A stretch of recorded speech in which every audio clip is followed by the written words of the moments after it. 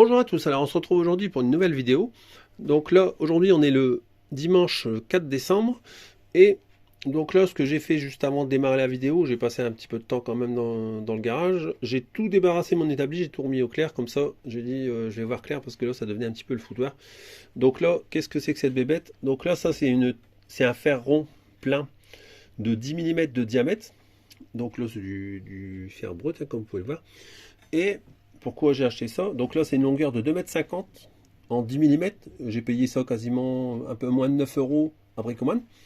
Tout ça pour faire mon axe de suspension arrière. Donc là, ici, parce que là, c'est une tige standard que j'ai mis dedans comme ça, que j'ai emboîté pour juste prépositionner.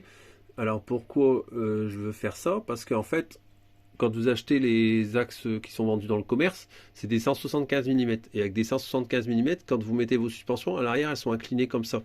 Elles rentrent vers l'intérieur sur la partie supérieure. Donc moi, j'aime pas. Et j'aime bien que les suspensions travaillent bien droit. C'est un choix personnel, hein, vous faites comme vous voulez, mais moi j'aime bien qu'elle soit comme ça. Donc ce que je fais, c'est que je fais une tige plus longue et je mets des entretoises pour compenser, pour écarter un peu plus les suspensions. Voilà, petit détail, vous faites comme vous voulez, moi je fais comme ça. Donc voilà, et également j'aurais besoin aussi d'un bout de tige pour faire un nouvel axe moteur. Pourquoi? Parce qu'en fait je vais avoir besoin, par rapport aux modifications, je vais avoir une fixation supplémentaire qui va venir se greffer au niveau de l'axe moteur. Vous verrez dans la suite de la vidéo. Donc c'est pour cela que j'ai acheté une tige de fer plein rond. Alors, celui que ça intéresse, qui a une filière, enfin qui a des filières et des tarots, comme moi, ça vaut peut-être le coup de faire ses axes moteurs et de suspension soi-même, parce que là, pour une barre de 2,50 m, on peut en faire plus d'une dizaine pour seulement 9 euros, sachant qu'un axe de suspension ou de moteur, ça vaut un peu plus 6 euros. Donc je vous laisse faire le calcul. Donc voilà, celui qui est un petit peu bricoleur, qui a un peu de temps, et des fois, ça vaut le coup de le faire soi-même. Voilà. Donc là, pas de blabla, on y va. Je coupe mes deux tiges à dimension, et après, je vais commencer à faire les filières. Voilà. Alors moi j'ai pas non plus cet axe là pour cette mob. Donc en fait je pensais que c'était du 8, mais je viens de rentrer dedans la tige de 10 et c'est du 10 également. Donc pour ceux que ça intéresse, qui doivent en refaire un eux-mêmes, c'est du 10 mm. Donc du coup je vais en refabriquer un également. Donc j'ai trois axes à faire, celui de suspension, celui-là ici et celui-là là-bas. Voilà. Alors voilà, là j'ai préparé mes trois axes que je dois fileter. Donc ce que je fais toujours en bout, c'est que je les taille un peu en biseau, les tiges que je dois fileter. Comme ça, en fait, quand on vient engager la filière, et ben en fait ça accroche plus rapidement que si on le fait pas. Parce que sinon, il y a des fois on galère pour avoir les premiers pas de vis qui se créent. Et de ce fait-là, en fait, là ce que j'ai fait, c'est que je l'ai mis autour et amelé, et puis je l'ai taillé un peu comme un crayon, enfin légèrement, on va dire, biseauté. Comme ça, en fait, ça vient bien s'engager dans la filière. Bon, voilà, là, je viens de faire l'axe pour le capotage moteur, là, donc qui se met à la boîte à outils, donc celui-là. Donc, la partie centrale, je ne le filte pas, puisqu'il n'y en a pas besoin. Donc, voilà ce que ça peut donner avec un morceau de fer rond au départ. Donc, vous avez un petit peu la vue finie. Donc, moi, ce que je fais, alors, je vous disais tout à l'heure que je fais en biseau au début avant de fileter. Donc prévoyez une longueur supplémentaire pour cette partie biseautée, parce que forcément le pas de vis ne va pas accrocher à partir du début de la tige. Donc moi je prévois toujours à peu près 1 cm en plus de chaque côté, comme ça après si jamais au pire il faut couper au début du filetage, vous êtes juste bien. Donc si admettons vous avez besoin d'une tige 130 filetée, et prévoyez, mais là moi pour ça je m'en fous un peu, puisque j'ai pas besoin que ce soit fileté au bord. Donc, mais sinon prévoyez 1 cm de chaque côté si jamais vous devez avoir du filetage de chaque côté. Voilà. Alors pour les écrous c'est pareil. Donc là vous avez un écrou de 10, enfin 10, M10 standard sur votre gauche, et sur la droite c'est exactement le même, sauf que j'ai repassé un coup de tarot de 10 par 1 dedans. Et comme ça en fait maintenant je peux mettre cet écrou là ainsi refilté dans ma vis que j'ai faite. Voilà, vous voyez, ça va tout seul. Et là je suis en, donc là vous voyez bien que c'est mon filetage fin que je viens de faire, et ça va tout seul. Voilà, donc là j'ai créé de toutes pièces mon support de capotage moteur en fait. Voilà, Donc là je mettrai un écrou comme ça de chaque côté. Et je vais faire pareil pour les écrous d'axe moteur et les écrous pour les bras de suspension. Voilà. Alors aujourd'hui on est le vendredi 9 décembre. Donc là ce que je vais faire, j'ai réfléchi un petit peu là, donc je reprends les travaux aujourd'hui. Donc là le filetage je vais le virer sur une bonne partie, je vais laisser qu'à la fin ici la partie filetée. Et puis là je vais faire un peu comme c'est sur les axes d'origine qu'il y a.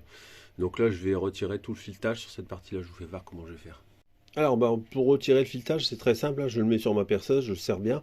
Je regarde la valeur que je veux retirer le filetage, et puis bah, on sort la lime et on fait tourner la perceuse en auto, et puis on vient faire tout du long, c'est tout simple.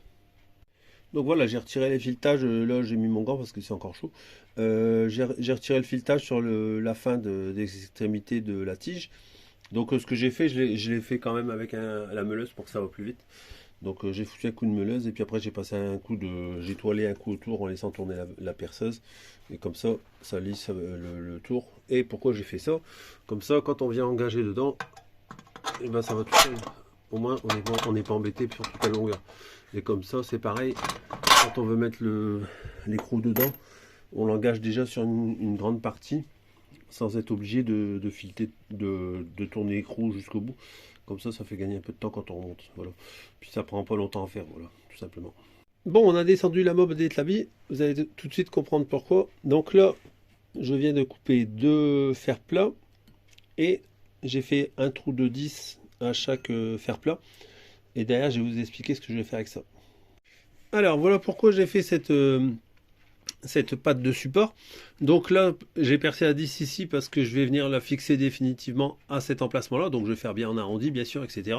Derrière, je vais venir mettre une patte en butée soudée pour dire que cette patte ici, elle ne peut pas descendre ni remonter par le fait d'avoir une équerre par derrière. Voilà. Donc ensuite, derrière, je vais venir fixer ici le cale-pied. Alors, je vais pas laisser la forme comme elle est là. Je vais tailler dans le fer plat et lui donner une forme assez esthétique pour que ça suive avec l'ensemble de la mob. Donc voilà l'idée. Donc là j'ai regardé, même si la fourche elle plonge, on voit pas tellement bien sur la vidéo, je vais vous faire voir comme ça. J'ai largement de la marge pour arriver entre le bout de la platine et le garde-boue. Donc voilà. Et après au niveau moteur, j'ai largement la place. Donc tout va parfaitement pour mettre à cette position là. Donc là je vais préparer les platines, donc j'ai coupé les deux et je vais leur donner leur forme définitive. Alors je vous fais voir vite fait avec le capotage moteur. Donc en décalant légèrement au niveau du trou de fixation, je ne serai même pas obligé de découper les capotages moteurs. Donc je vais voir, je vais peut-être faire ça, ça fait pas un gros écart en plus au niveau de la fixation. Donc de toute façon au pire des cas, si jamais ça va pas, ce que je fais c'est que je vais découper, je vais faire une petite entaille là proprement et puis ce sera très discret. Voilà. Donc là voilà, j'ai percé un trou de diamètre 8 de l'autre côté du support de cale-pied. Donc là c'est le côté qui va aller côté axe moteur et là c'est côté cale-pied. Donc là j'ai assemblé les deux fers plats ensemble volontairement. Je les ai bien mis superposés. Comme ça je vais travailler sur l'ensemble des deux pièces en même temps. Et ça me permettra d'avoir une bonne symétrie des deux pièces. Parce que si vous faites les pièces une à une, pour avoir la symétrie, vous pouvez vous lever de bonheur, hein, je vous le dis.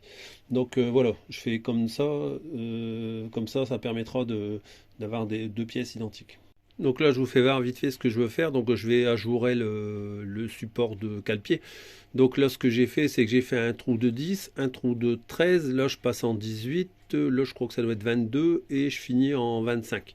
Donc j'ai mis des rondelles pour prépositionner, on va dire, les trous où je vais percer. Donc, enfin, où je vais percer.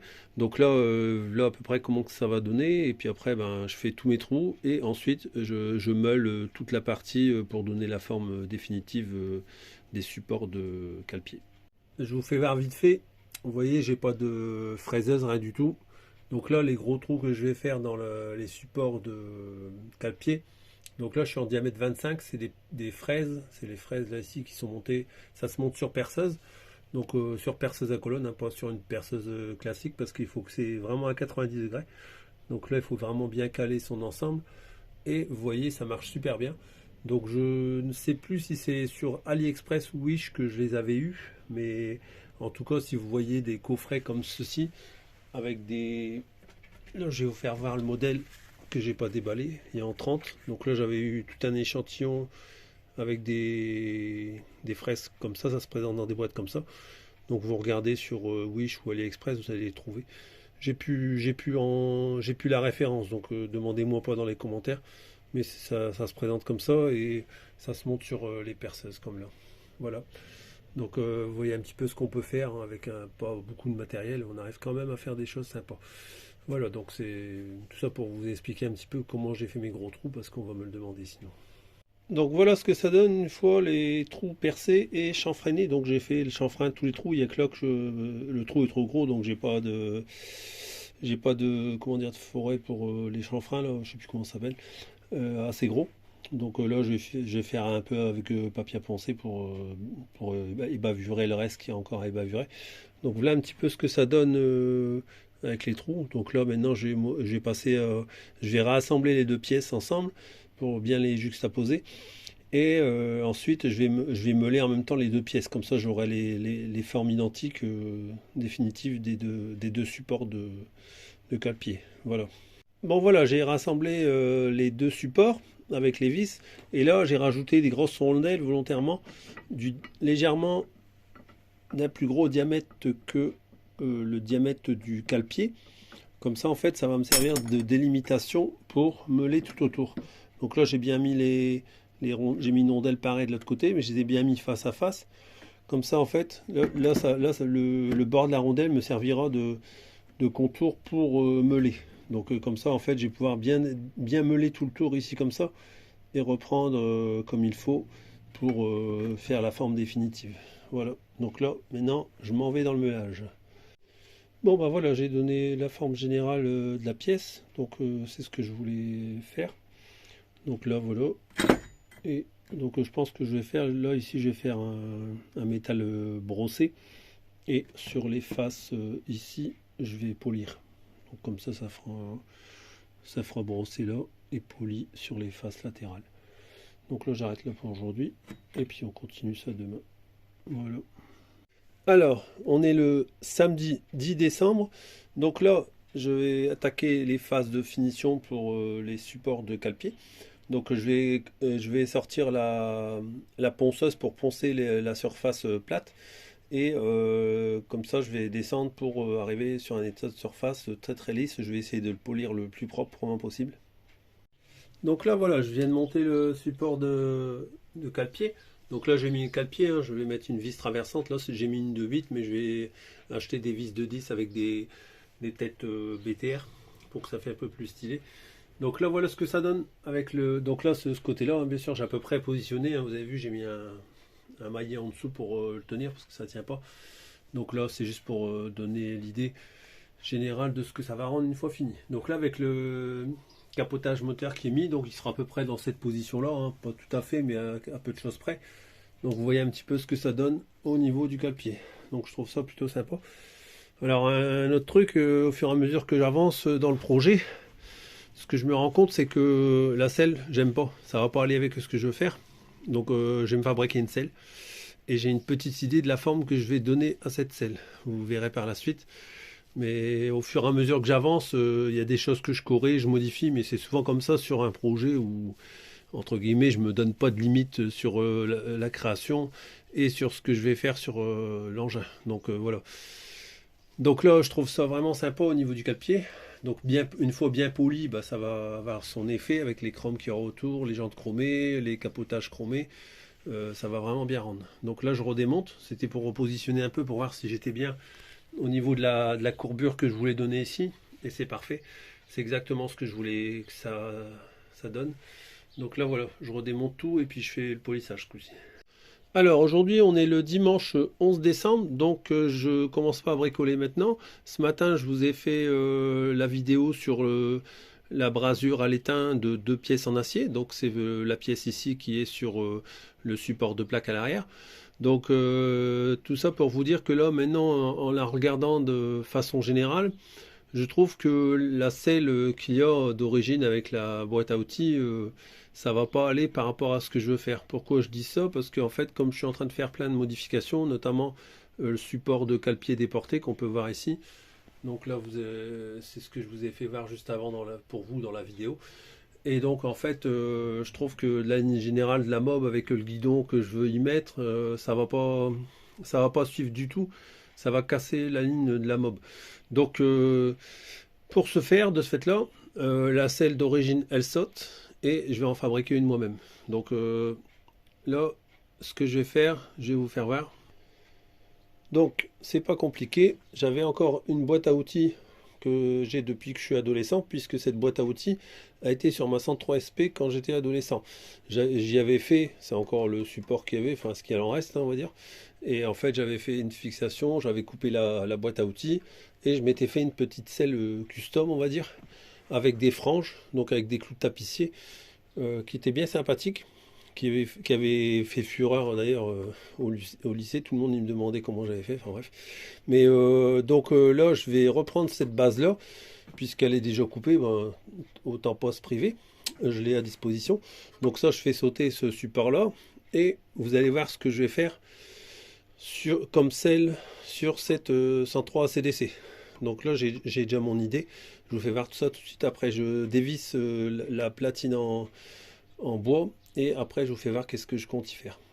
Petit détail dans la vidéo, donc je fais pas tout voir, mais par exemple, vous voyez, quand j'ai fabriqué mon axe ici, pour la tige des suspensions, donc là en fait j'avais pris du 10, du fer brut de 10, et en fait il faut retirer 2 dixièmes pour descendre à 9,8. Donc là c'est des petits détails, vous voyez, mais encore une fois j'ai vite passé un quart d'heure pour descendre les 2 dixièmes. Donc là je l'ai fait sur la perceuse, hein, mais ça paraît pas, mais quand on fait tout soi-même, ça prend énormément de temps. Donc voilà pourquoi aussi j'ai pas avancé plus que ça, parce que je résous tous mes problèmes au fur et à mesure. Comme ça évite de les oublier. Donc là, comme ça, je vais pouvoir monter ma tige définitive sur mon axe de suspension pour pouvoir voir un petit peu si tout est OK. Alors, pourquoi j'ai découpé cette cloche type ACDC Elsbels? Alors, vous allez comprendre pourquoi. Ça va me servir de modèle en fait. Et qu'est-ce que je vais faire avec ça? Je vous fais voir. En fait, vous avez vu, j'ai coupé à peu près à la dimension d'une selle standard de 103 au niveau de la longueur. Bon, en largeur, on n'est pas trop mal non plus. On est un petit peu plus large que une selle de 103. En fait, ce que je vais faire, je vous fais voir ça tout de suite, vous allez comprendre. Voilà. Je vais faire une selle en forme de cloche. Donc, je dis bien en forme de cloche, pas en 3D, hein, en 2D bien sûr. Mais en gros, voilà ce que ça va faire. Enfin, là, bien sûr, c'est un papier. Mais l'idée, c'est de faire la forme générale de l'image et ensuite le recouvrir de simili. Et ce que je vais certainement faire, c'est faire floquer un tissu avec la même grandeur que ça. Et je viendrai le recouvrir ici avec un système d'élastique qui se prendra en dessous de la selle. Et comme ça, j'aurai en apparence la cloche ACDC Elsbels sur la selle. Je vais peut-être même faire un... Je vais voir, hein, parce qu'après, il y a des fois je m'emballe, mais voilà. Bon, en gros, la position, je pense que comme ça, je serais pas trop mal. Et donc, voilà un peu l'idée que j'en ai de cette future selle. Donc là, ce que je vais faire, c'est que je vais découper un morceau de contreplaqué qui sera ma base pour la selle. Et je vais vous faire ça tout de suite après. Alors, il y a une autre idée qui me vient par la tête quand je vois ceci, c'est que je me dis que ça irait bien, c'est une barre de LED lumineuse qui fait feu rouge arrière et stop en même temps, que je viendrai raccorder avec mon feu arrière. Je mettrai en doublette, on va dire. Et pourquoi pas mettre un bandeau comme ça qui irait toute la largeur de la selle. Donc ça pourrait être sympa. C'est une idée que je retiens. Je vais voir si je le ferai pour finir ou pas. Et je l'intégrerai dans la selle, bien sûr. Alors aujourd'hui on est le jeudi 15 décembre, donc je reprends les travaux sur la 103 CDC. Donc ce qui est prévu aujourd'hui, comme il fait très beau dehors, j'ai 2-3 degrés et un soleil magnifique, donc je vais profiter de ce temps-là pour pouvoir faire de la soudure. Au moins je verrai bien clair et j'aurai pas trop froid comme les autres fois où j'ai dû aller faire de la soudure à l'étain, enfin de la brasure à l'étain, c'était pas top, je me suis bien gelé dehors. Donc là ce que je vais faire, c'est que je redémonte tout, et au niveau du cadre, je vais reprendre les 4 faces du cadre pour remettre un cordon de soudure pour bien récupérer l'ovalisation du cadre qu'il y a, ce que je vous ai fait voir dans les précédentes vidéos. Ensuite, ce que je vais faire, c'est que je vais je vais venir souder certainement des petits écrous en dessous du bras oscillant pour continuer le passage de câble de mon feu arrière. Et également aussi de l'autre côté, ce qui est prévu, c'est de mettre aussi des petits écrous en remplacement, des petits œillets qu'il y a d'origine pour guider la gaine de frein arrière. Donc je vais faire ça aussi. Et après, il ne faut pas que j'oublie non plus, tant que le poste à souder est sorti, c'est de souder ma rondelle de cloche d'embrayage comme je l'avais déjà fait sur ma 103 MVM. Donc ça, je vais le faire aussi. Donc voilà. Et après, je vais voir si j'ai encore un peu de temps, peut-être attaquer un peu mon cadre arrière, mais c'est un peu trop optimiste pour une après-midi, surtout que je fais tout dehors. Donc à 17h, il fait noir, je rentre tout. Donc il va falloir vraiment que je me dépêche. Voilà. Donc plus de blabla. Là, je me dépêche de tout démonter et de pouvoir faire les soudures que je dois faire. Voilà. Donc là, je vous fais voir vite fait avant de refaire la deuxième passe de soudure. Donc là, je vais refaire une passe de soudure sur le câble. Donc j'ai fini de faire le bras oscillant, je vous ferai voir ça après. Bon voilà, comme j'avais pas envie de refaire une troisième fois, donc là j'ai chargé à mort pour dire de bien remplir. Donc là je vais tout bien meuler à plat et puis après je percerai à travers pour faire des trous de 10 pour que ce soit nickel. Voilà. Bon voilà, j'ai passé un coup de meule vite fait sur les deux parties côté ici.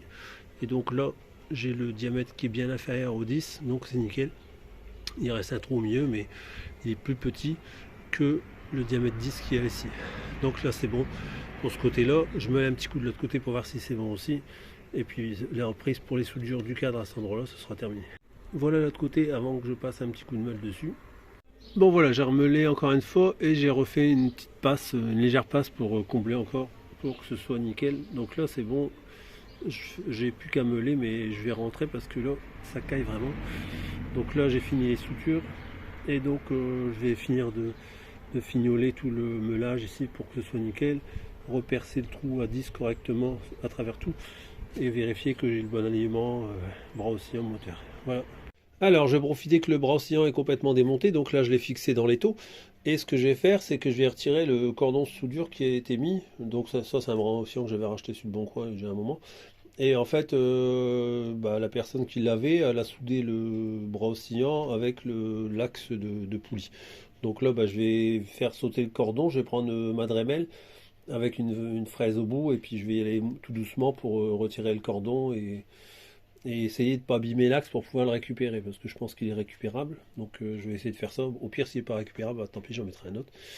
Et en même temps, à mon avis, je devrais changer les bagues qu'il y a dedans, parce que certainement que ça a été fait par le fait que les bagues étaient HS, et au lieu de changer les bagues qui coûtent 2 francs 3 sous, comme on dit, eh ben, la personne a préféré souder. Enfin bref, moi je suis pas trop pour ce principe-là, chacun fait ce qu'il veut, mais je fais jamais ça.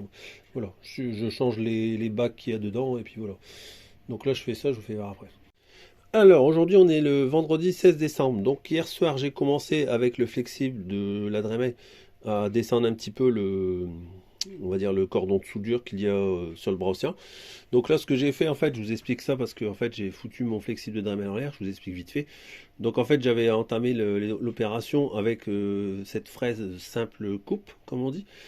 Et donc ça ne descendait pas assez vite, c'était très long malgré que j'avais mis une vitesse assez élevée. De ce fait là je suis basculé sur ma fraise double coupe. Donc en fait vous voyez ça fait un peu un croisé au niveau de la fraise. Donc j'ai passé avec celle-là qui débite largement plus. Mais par contre j'ai foutu ma Dremel en l'air. Je vous explique vite fait. Donc en fait là, si vous écoutez, je sais pas si on va l'entendre, vous voyez ça claque. En fait j'ai un jeu dans mon axe maintenant. Et qui a été provoqué lorsque j'ai utilisé la fraise double coupe. Pourquoi? Parce que, je vous explique vite fait, donc j'étais avec une vitesse assez haute, donc je suis venu attaquer ici la soudure, et en même pas une minute j'ai eu le jeu comme j'ai là, hein. Donc ma fraise elle faisait ça en fait, hein. Donc là comme en la sorte je peux plus l'utiliser mon flexible, on va dire en la sorte il est HS, donc qu'est-ce qui se passe? J'ai démonté dedans. Et en fait, il y a 2 roulements qui sont là. Donc les roulements ne sont pas morts. Je les ai contrôlés, ils ne sont pas morts. C'est pas les roulements qui sont morts. En fait, c'est le logement des roulements qui est le corps en plastique du flexible de la Dremel.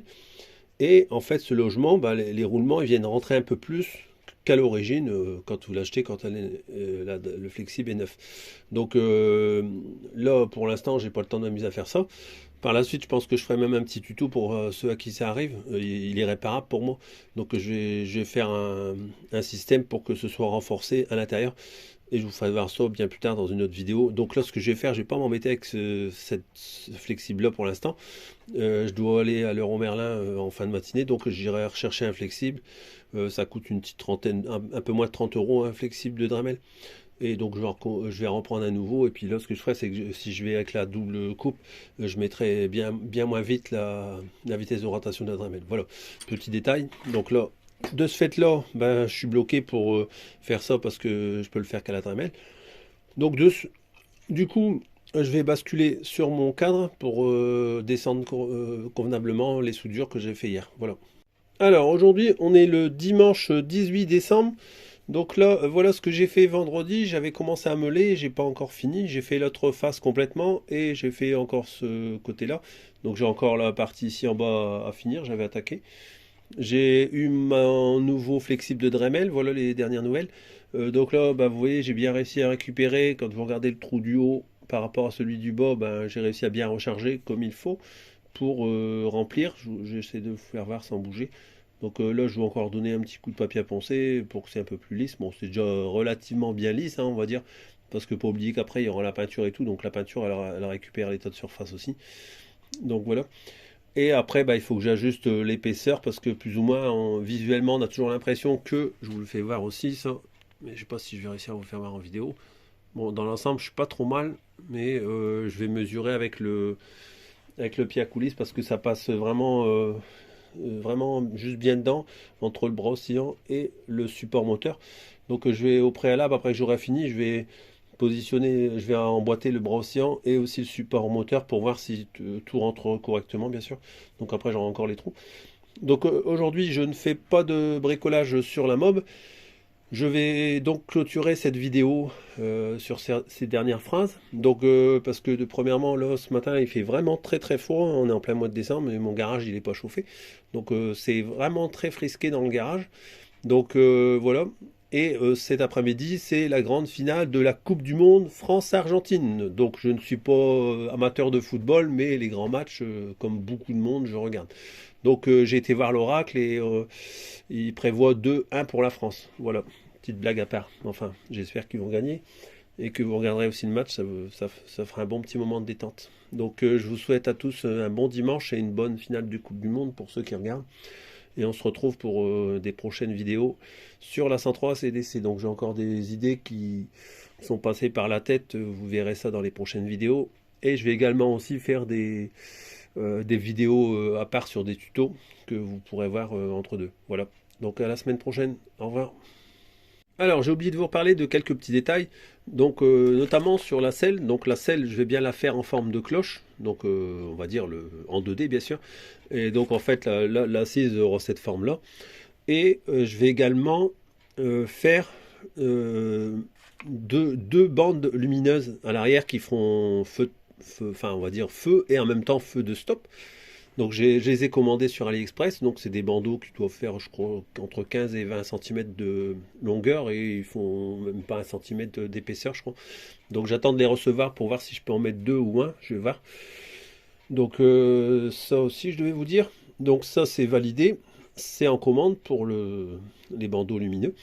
Et j'ai commandé deux guidons. Alors j'en ai commandé deux, pourquoi? Parce qu'en fait j'ai hésité entre deux modèles et j'ai pris les deux parce que en fait bah, si jamais je mets l'un, enfin c'est sûr j'en mettrai un des deux, mais le deuxième il n'est pas perdu puisque j'ai encore d'autres projets derrière, donc je le récupérerai, je mettrai le deuxième sur un futur projet. Voilà. Donc quelques petits détails. Donc là, alors une petite parenthèse parce qu'il y a des fois ça me fait rire, je suis sur pas mal de groupes de mobs Facebook. Et bah, il y a des fois, je revois un petit peu mes idées, puis les gens se disent créateurs des idées. Enfin, c'est un peu marrant, quoi. Comme là, la selle, vous allez voir, hein, il va y avoir plein de nouvelles idées qui vont tomber, ou ne serait-ce que les cale-pieds. Et des fois, je plaisante un petit peu parce que là, l'histoire du cale-pied, honnêtement, j'ai jamais vu personne qui a fait des cale-pieds comme je les ai fait. Mais vous verrez que dans peu de temps, tout le monde aura eu l'idée. Enfin bref, c'est marrant, mais il y a des fois, je rigole parce que il y a des inventeurs. Enfin bref, petit détail, mais bon, ça me fait plutôt rire qu'autre chose. Voilà. Allez, un bon dimanche à vous et une bonne Coupe du Monde. Au revoir, à bientôt.